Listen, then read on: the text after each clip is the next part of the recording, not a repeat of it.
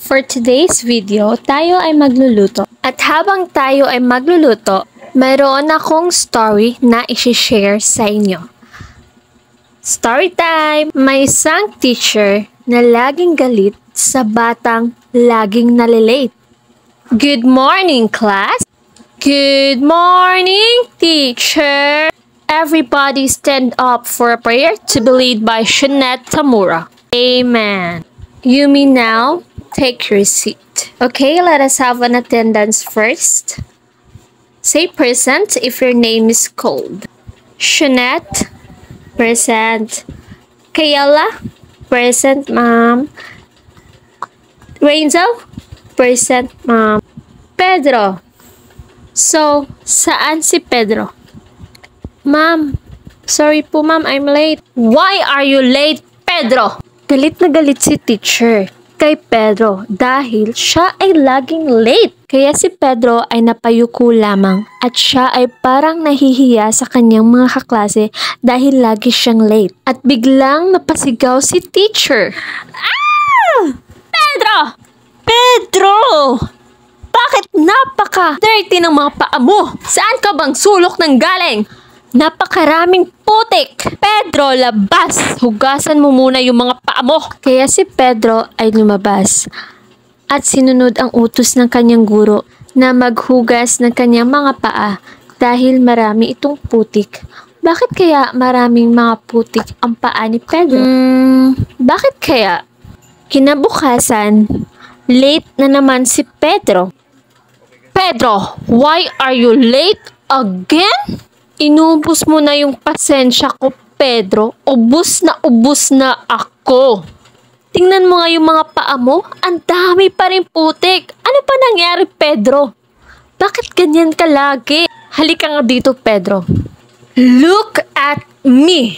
At si Pedro ay bigla na lamang yumuko at hindi rin nakapagsalita. Kaya walang nagawa si teacher kundi palabasin ulit si Pedro para maghugas ng kanyang mga paa. Nang mag-isa lang ito si Pedro sa classroom nila, si teacher ay nagtataka kung bakit nga ba laging madumi ang mga paa ni Pedro. At kinausap niya ito. Ngunit tumahimik lamang si Pedro at parang inaantok siya.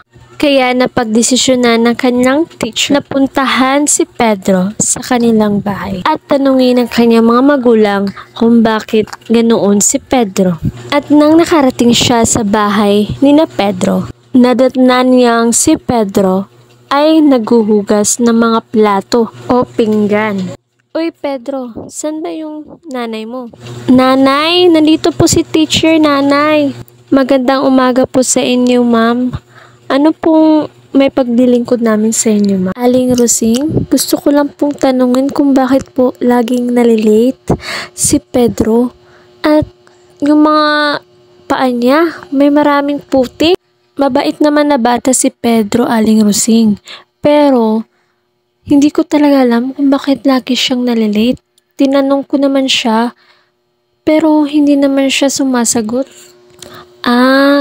Kasi po ma'am, si Pedro po ma'am, ay tumutulong muna po siya dito sa gawaing bahay namin. Naglalako po kasi ako ng bingka at kaya maraming putik yung mga paa niya. Dahil po nag-aalaga po kami ng kalabaw dito sa bukid po namin ma'am. Kaya pasensya na po kayo ma'am kung maraming putik yung mga paa ng anak ko. Sinabihan ko naman po si Pedro ma'am na huwag papasok sa paaralan kung madumi yung mga paa niya.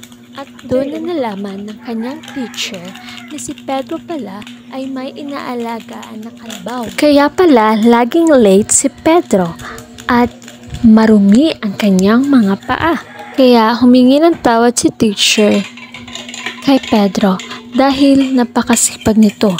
At ang ginawa ni teacher ay kinuha niya si Pedro at pinag-aral niya dahil ito ay masipag at may dedikasyon sa pag-aaral. May pangarap din sa buhay si Pedro. Kaya kayong mga kabataan dyan, huwag kayong magiging tamad at laging mag-aral ng mabuti. Maswerte kayo dahil meron kayong magulang na sumusuporta sa inyo. Kaya wag nyo itong sayangin.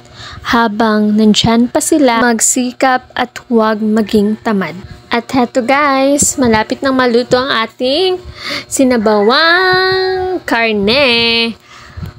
Tsaka masarap yan guys. Tara, kain tayo. Teka muna, tatawagin ko muna yung masisipag kong mga kapatid. Okay, mga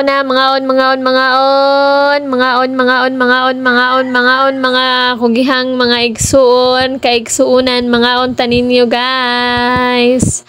Mag-pray sa ta. Amen.